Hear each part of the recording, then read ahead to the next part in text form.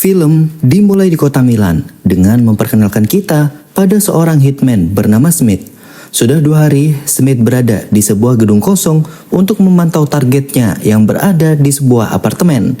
Selama menjalankan misinya, Smith sangat teliti dan juga selalu mempersiapkan semuanya dengan sangat matang. Ia sanggup memakai sarung tangan selama 24 jam non-stop, selalu menyemprotkan disinfektan ke setiap benda yang ia sentuh, termasuk menyiapkan pakaian dan juga kendaraan agar dapat berkamuflase selama misi pengintaian. Every second, 1.8 people die. They just don't. Do what thou wilt shall be the whole of the law. Attention to detail. Redundancies. Singkat cerita, karena target tak kunjung muncul, Smith lantas menelpon bosnya yang bernama Edward untuk membatalkan saja misi kali ini. Apalagi dalam 2 hari ke depan, ia sudah berjanji kepada sang pacar untuk mengajaknya liburan musim panas. Mendengar hal itu, Edward meminta kepada Smith untuk bertahan 1 malam lagi. Siapa tahu malam ini target akan muncul dan mereka bisa mencairkan uang dari klien senilai $100.000. I used to book a lot through Airbnb. Those superhosts love their nanny cams of eyewitness testimony. If you can think of a dozen, the blood in the mortar that binds all bricks. Benar saja, pada malam harinya, target yang diminta oleh klien akhirnya terlihat. Smith tentu tak membuang waktu dengan langsung mempersiapkan senjatanya agar misi cepat selesai. Dari pantauan scope, terlihat target sedang bersenang-senang dengan wanita hiburan dan saat dirasa sudah tepat, maka Smith pun langsung mengeksekusinya. Forbid empathy. Empathy is weakness. This is what it takes. Tak seperti biasanya, malam itu untuk pertama kalinya setelah ratusan misi, Smith gagal menghabisi targetnya. Dari sana, ia langsung menjalankan rencana pelarian yang sebelumnya sudah disiapkan. Tak lupa, sepanjang perjalanan untuk kabur, Smith membuang peralatannya satu persatu. Ada yang dibuang di selokan dan juga ada yang dibuang di mobil sampah. Di saat yang sama, berita tentang penembakan misterius telah sampai di telinga polisi sehingga mereka pun segera melakukan patroli di sekitar kota.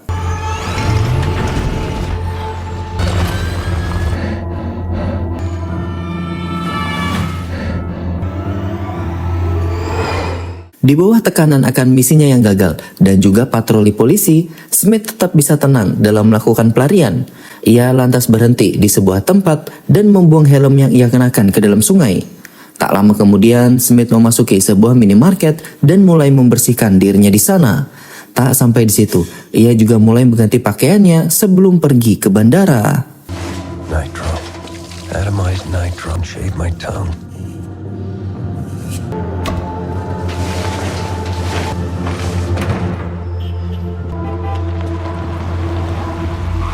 Singkat cerita, saat sudah tiba di bandara, Smith membuang senjata terakhirnya di sebuah tong sampah.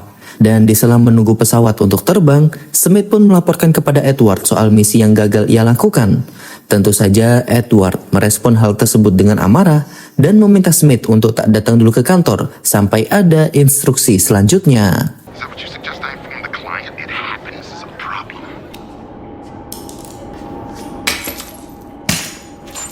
Sebagai pembunuh bayaran paling terkenal, Smith memilih negara terpencil untuk dijadikan tempat bersembunyi, sekaligus menempati uang yang sudah ia hasilkan. Negara yang Smith pilih adalah Republik Dominika, dan di sana ia bisa melakukan aktivitas normal sebagaimana orang pada umumnya.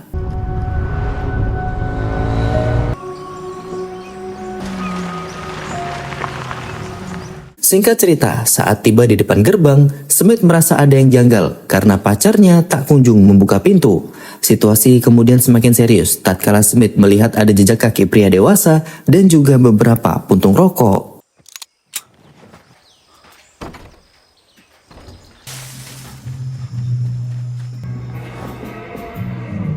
Saat tiba di rumah, Smith tak dapat menemukan pacarnya. Yang ia dapati hanya kondisi rumah yang sudah berantakan dan penuh dengan darah. Oleh karena itu, ia pun menelpon adik sang pacar dan di sini Smith pun diberitahu jika pacarnya baru saja diserang oleh orang tak dikenal dan sekarang sedang dirawat di rumah sakit.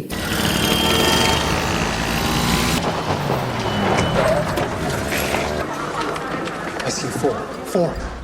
Tak butuh waktu lama, Smith pun tiba di rumah sakit untuk melihat kondisi pacarnya yang bernama Magdala. Di sana ia diceritakan oleh Marcus, adik dari Magdala, kalau sebelum pingsan, Magdala sempat bercerita jika ia telah diserang oleh 2 orang, yang satu laki-laki dan yang satu perempuan. Untungnya Magdala sempat melawan dan berhasil melukai salah satu dari mereka tepat di bagian kaki. Tak lama kemudian, keduanya kabur menggunakan taksi berwarna hijau dan Marcus sendiri sebenarnya sempat berpas-pasan dengan taksi tersebut saat sedang dalam perjalanan untuk menolong Magdala. Are you alright? I was strong. I know you were. I'll see you soon enough. Pada pagi harinya, Smith mulai mempersiapkan peralatannya untuk mencari pelaku yang menyerang pacarnya. Setelah menitipkan Magdala kepada Marcus, Smith pun memulai aksi perburuan dengan berkeliling di sekitar kota. Tentu saja tujuan Smith adalah untuk mencari perusahaan yang memiliki armada taksi berwarna hijau.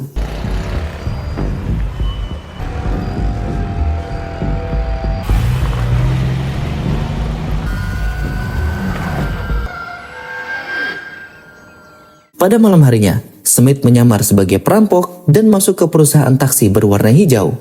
Di sana ia mulai mencari riwayat transaksi dan akhirnya menemukan seorang supir taksi yang bernama Leo. Diketahui, Leo kemarin mendapatkan penumpang dengan trayek dari bandara menuju rumahnya. Sebelum pergi, Smith mengacak-acak isi kantor dari perusahaan tersebut, termasuk tempat penyimpanan uang agar ia dianggap sebagai perampok biasa.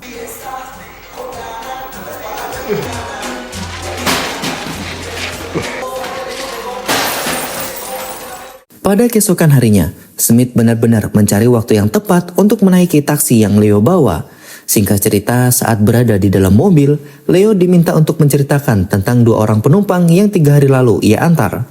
Di bawah todongan senjata, Leo pun menceritakan jika salah satu dari 2 penumpang tersebut merupakan seorang pria yang berbadan kekar, sementara yang satunya lagi adalah wanita yang berpostur tinggi. Leo diminta oleh mereka untuk mengikuti map yang menuju sebuah rumah tepat di tengah hutan. Sesampainya di sana, Leo sendiri diminta untuk menunggu di dalam taksi, sementara 2 orang penumpangnya masuk ke dalam hutan. Entah apa yang sudah mereka lakukan, yang jelas saat kembali menaiki taksi, si penumpang pria sudah terluka di bagian kaki. Keduanya lantas meminta untuk diantarkan ke bandara, dan disinilah Leo dan 2 penumpangnya itu akhirnya berpisah. All I know is that I was starving and I didn't care how much meat. I'm not allowed to, but I almost Pull did. up in here. They wanted me to take them back to the airport, so I did. I walked back. Setelah mendengarkan penjelasan Leo, Smith sampai pada kesimpulan jika si Edward pasti memiliki hubungan atas penyerangan ini. Selama ini, tak seorang pun tahu di manakah Smith tinggal kecuali Edward yang memang menyimpan database-nya. Oleh karena itu, Smith pun kini sudah tiba di bandara dan terbang menuju Amerika untuk mendatangi bosnya.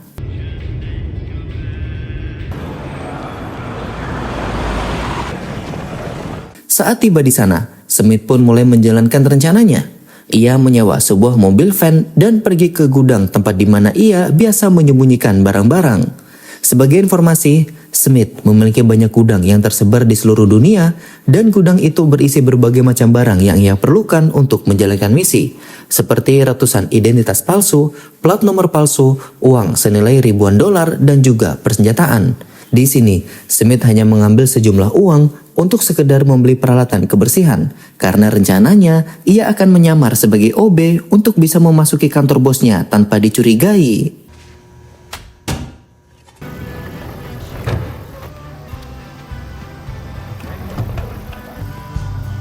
Pada keesokan paginya, setelah semua persiapan sudah siap, Smith pun mulai menjalankan aksinya.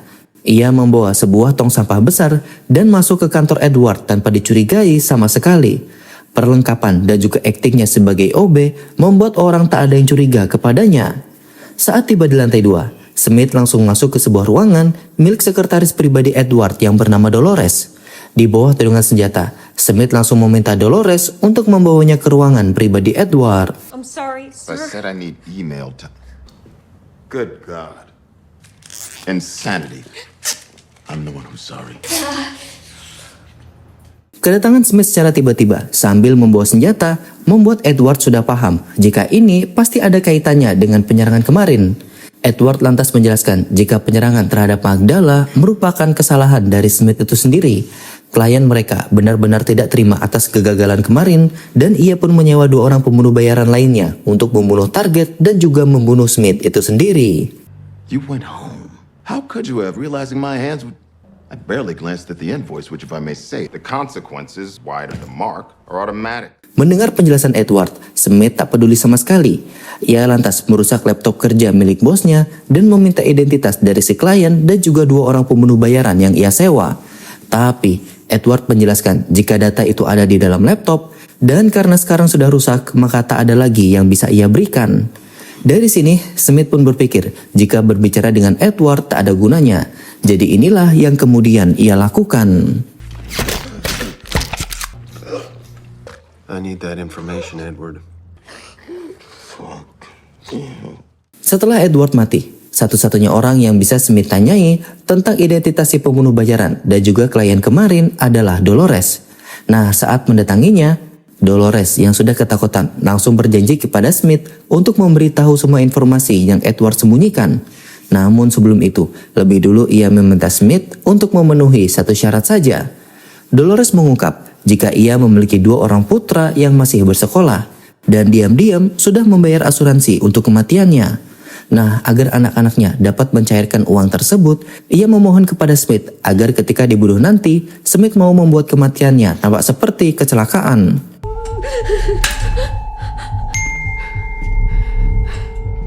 This is what it takes.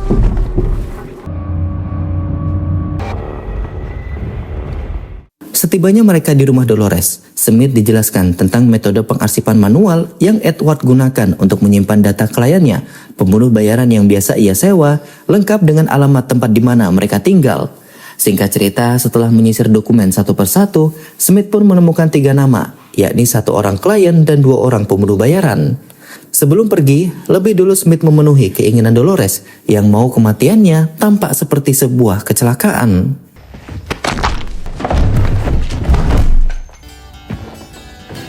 Sebelum memburu 3 orang yang menjadi dalang di balik penyerangan pacarnya, Smith lebih dulu mengurus jasad dari Edward. Ia memutilasinya menjadi beberapa bagian dan membuangnya di beberapa tempat. Tak lupa, ia juga mencuci mobil van yang ia sewa sebelum dikembalikan kepada pemiliknya. Dari sana, Smith pun menuju tempat tinggal target pertama yang beralamatkan di kota Florida. In 600 feet, your destination will be...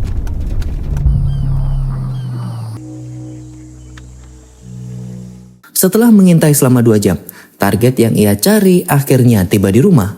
Dari perawakannya yang berbadan besar dan juga kakinya yang pincang satu, Smith yakin jika orang itu adalah pelakunya. Tapi alih-alih langsung menyerang, Smith lebih memilih untuk menunggu dulu sampai dini hari. Singkat cerita, saat hari berganti tepat pukul 12 malam, Smith pun diam-diam memasuki rumah si target pertama yang bernama David. Awalnya, semua tampak lancar, tapi di sini Smith tidak menduga jika David sendiri sudah bersiap untuk menyambut kedatangannya. Kedua hitman itu lantas terlibat dalam perkelahian mematikan, dan karena kalah postur, Smith pun cukup kewalahan untuk membunuhnya.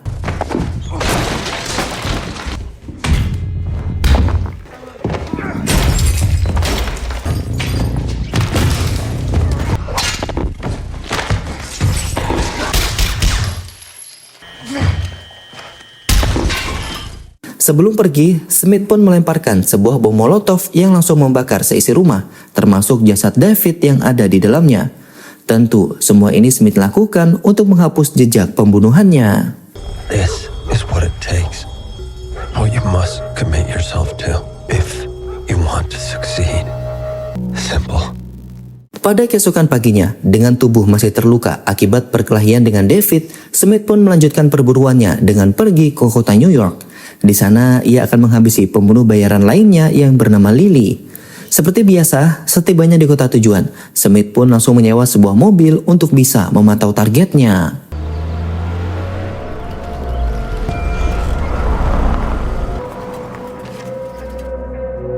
Unusual choice.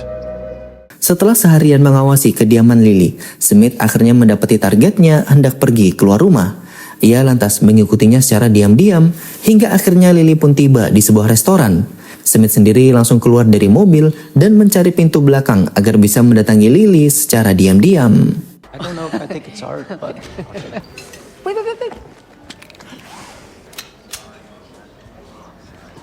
Kemunculan Smith secara tiba-tiba membuat Lily sadar kalau hidupnya tak lama lagi akan berakhir. Jadi alih-alih bersedih, ia pun memilih untuk menikmati makan malam terakhirnya dengan begitu santai. Sambil mengobrol, Lily menjelaskan jika misi membunuh Smith merupakan misi terakhirnya dan sekarang ia sudah pensiun dari dunia pembunuh bayaran. Lily juga memberitahu jika Smith adalah pria yang beruntung karena memiliki pasangan yang sangat hebat. Selama misi kemarin, Lily dan David sebenarnya tak ingin menyakiti Magdala karena target mereka adalah Smith. Tapi karena Magdala yang panik dan ikut merasa terancam, jadi ia menyerang mereka terlebih dahulu dan David akhirnya terluka di bagian kaki. Nah, akibat hal ini, David yang naik pitam langsung memberikan Magdala sebuah pelajaran dengan membuatnya babak belur. Money was motivation. You know, you get a name, you get an address. When I started, I was surprised at Selesai menikmati makan malam, Lily mengajak Smith untuk berjalan sebentar di sekitar restoran. Ia sebenarnya berusaha mengalihkan perhatian Smith dan ingin mengambil kembali pistolnya yang sekarang ada di tangan musuh. Tapi semua rencana ini sudah Smith duga hingga akhirnya help a girl out, won't you? selesai menghabisi 2 orang targetnya. Kini yang Smith perlu lakukan adalah menghabisi Tony, yakni si klien yang ia anggap sebagai otak dari penyerangan pacarnya. Sebagai misi terakhir, Smith benar-benar ingin menikmati pembunuhan kali ini dengan menghabisi Tony secara perlahan. Untuk menjalankan niatnya, lebih dulu Smith mengawasi Tony dan juga mengikuti rutinitasnya, seperti melakukan gym di gedung apartemennya.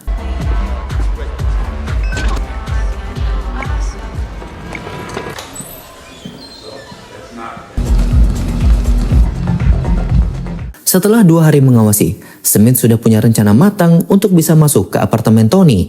Dimulai dari mencuri Mastercard dari petugas jaga untuk bisa membuka loker milik Tony selama ia berolahraga. Di sini, Smith segera menduplikat kartu akses milik Tony menggunakan alat khusus yang sudah ia siapkan.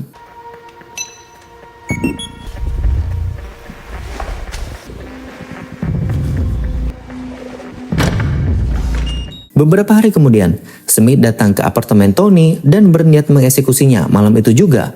Berbekal kartu akses yang sudah ia duplikat, Smith pun memasuki apartemen Tony, seolah-olah dia juga penghuni unit yang ada di sana.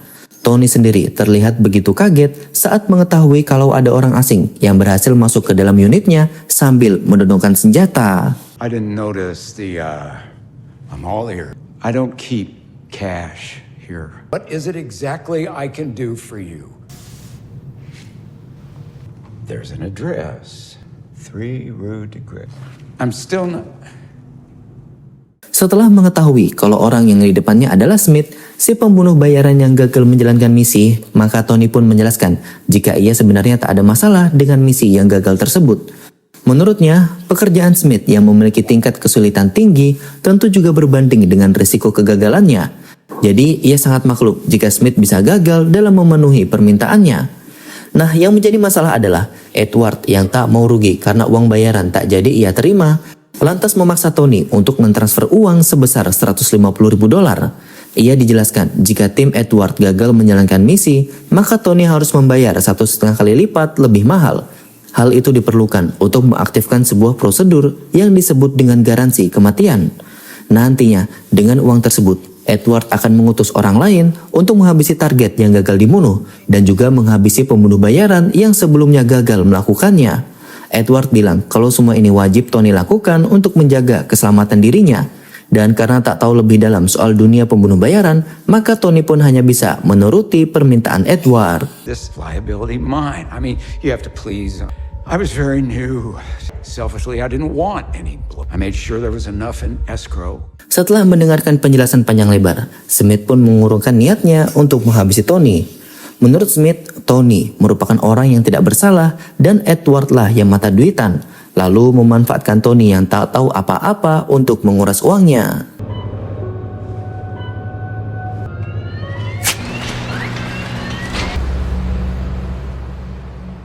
Satu bulan kemudian, Smith kini menikmati hidupnya bersama dengan Magdala yang sudah sehat seperti sedia kala.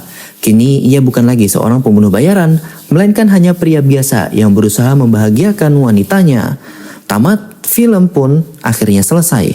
Terima kasih buat kalian yang sudah menonton video ini sampai akhir. Mimin minta maaf jika ada salah kata dan salah ucap. Sampai jumpa di video berikutnya dan salam barbarian.